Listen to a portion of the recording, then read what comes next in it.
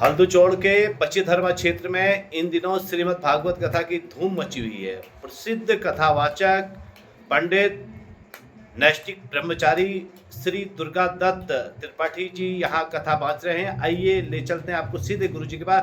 गुरु जी, आपका बहुत बहुत स्वागत है और आपसे थोड़ा सा भागवत की महिमा के बारे में आप अपने भक्तों के लिए थोड़ा प्रकाश डालने की कृपा कीजिए कि भागवत क्यों सुननी चाहिए, भागवत का क्या महत्व है और भागवत का मतलब जीवन में क्या उपयोगिता है। धन्यवाद पंत जी। जी हम जैसे यहाँ भागवत का आज पंचम दिन है जी, तो क्रमशः यहाँ पर जो है कथा जो है क्रम से ही चल रही है जी भागवत का क्रम है। वैसे जैसे आद्य हिरण्याक्ष प्रकरण, द्वितीय भरतावती, जी तृतीय सिंधु मथनम, चतुर्थे कृष्ण जन्म। तो आज कृष्ण जन्म आज पंचम दिन है, तो चौथे दिन कल ही हो गया था कृष्ण जन्म कथा। आज जो हुई वो हुई आपकी पंचम दिन की कथा, रुक्मिणी हरण और रुक्मिणी विवाह प्रसंग। जी भगवान की एक भक्त वत्सलता की लीला रुक्मिणी हरण भी है। रुक्मिणी जी भगवान की परम भक्ता हैं और वो स्वयं भगवती भगवान की आद्याशक्ति महालक्ष्मी की ही अवतार कही जाती है और वो राजा भीष्मक की पुत्री बन कर के प्रकट हुई थी।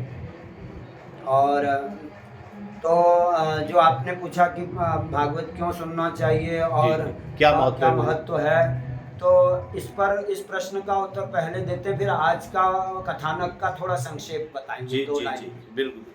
तो जो है भागवत क्यों सुनना चाहिए, तो ये तो उचित ही प्रश्न है। हर चीज़ के लिए मनुष्य चाहता है क्यों मतलब प्रयोजन पहले चाहता है। बिना प्रयोजन के तो कोई भी उधर प्रवृत्त होता नहीं है, उसकी प्रवृत्ति नहीं बनती है। जी गुरु जी। तो लोगों को ही पता होना चाहिए कि भागवत सुनने का प्रयोजन क्या है।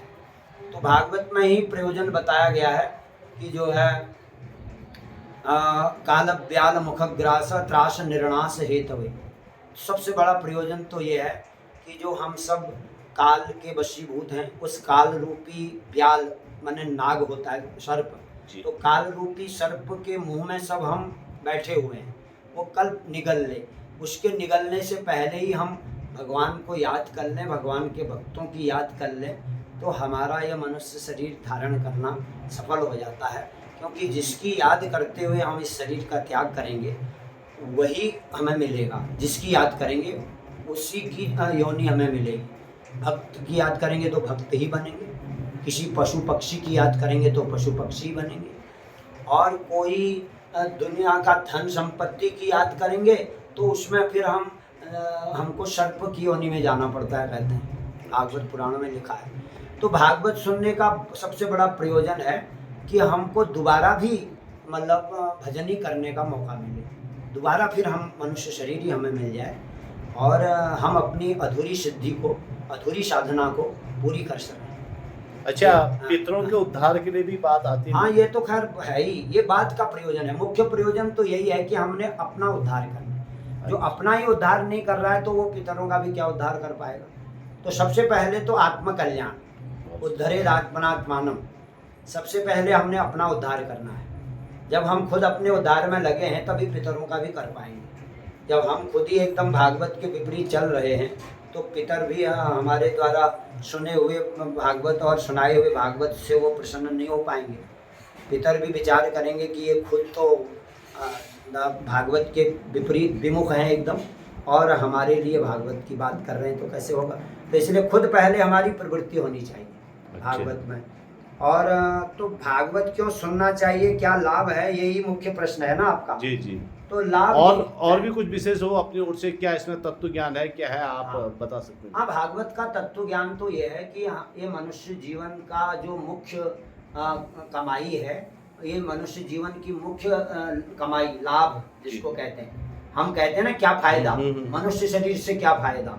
तो मनुष्य शरीर का फायदा ही केवल यही है कि जो है हमको हमारा भजन में मन लगे, भगवत चर्चा में मन लगे, और हम ज्ञान वैराग्य भक्ति के माध्यम से अपने जीवन को गोपियों का जैसा जीवन बनाकर भगवान के प्रेम में डूबे रहें और लोभ मोह और काम क्रोध अहंकार आदि ये दुर्भावों से बच करके अपना शांत मार्ग को, शांत स्वभाव को अपना बनाए रखें और शांत होकर भगवान का भजन कर सकें। और हम में धीरता, वीरता, गंभीरता हमारी तभी बढ़ेगी जब हम भजन में मन लगाएंगे और कथा में मन लगाएंगे।